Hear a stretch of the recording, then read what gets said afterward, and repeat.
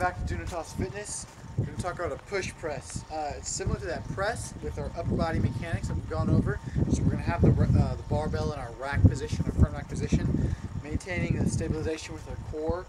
It's going to be a quarter extremity movement. There's not going to be a lot of hip movement with regards to power. We're going to pop our hips, that kind of stuff. We're not going to be doing much of that with the push press, but we are going to be changing the level of our hips. We're going to use that level change in order to initiate momentum and power to get the bar up and over our head. So with the press, it's strict with just our shoulders coming up.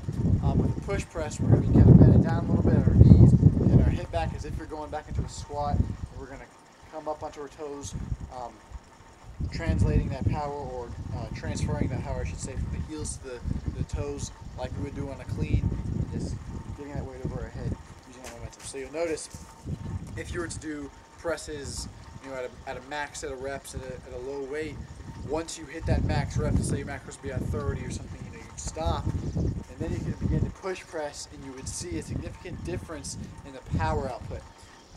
A push press, you're going to be able to see a different power output with regards to heavy weight. You're going to be able to push press more than you can press on a certain amount of weight. Same thing with we get into push jerk. You're going to be able to push jerk more weight than you push press more weight than you can press, and it's kind of a trifecta like that. So we're going over the press, we're talking about the push press now, and make sure we have the mechanics correct. So we have the barbell, my rack position right here. So again, just like a press, narrow grip on the barbell. Got my elbows out in a good, efficient position with the barbell resting on my shoulders. Now what I'm going to do is, so press, we're keeping our legs straight, getting our head back, just coming up, making sure that the barbell is being stabilized with my core over my heels.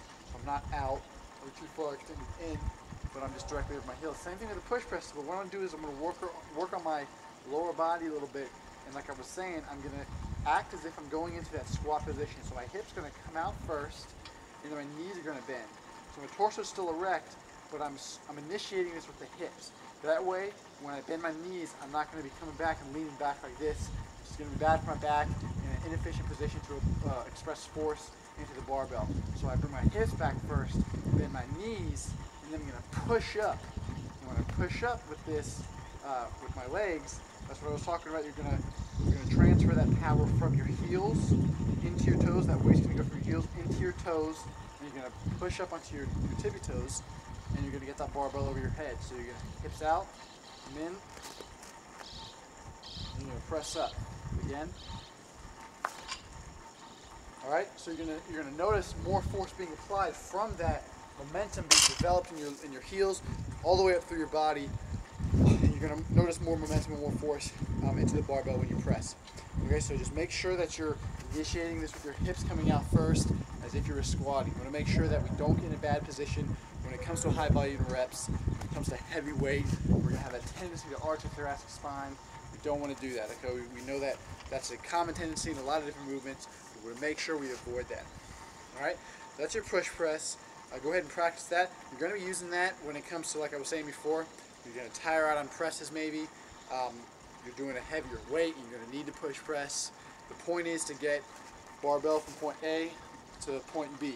We're accomplishing a certain amount of work, and this momentum being gathered and being applied is going to better get that work done in maybe a lesser time limit, okay? So next time, we're going to go with a push jerk, which is kind of like a third step in this power, initiation of power for the barbell to the overhead. That's kind of like a third step in increasing that power output is the push jerk. And we'll talk about that, and but for now, just go ahead and practice this push press, and make sure you get the mechanics correct. This has been Adam with Dunetos Fitness, and I'll see you next time.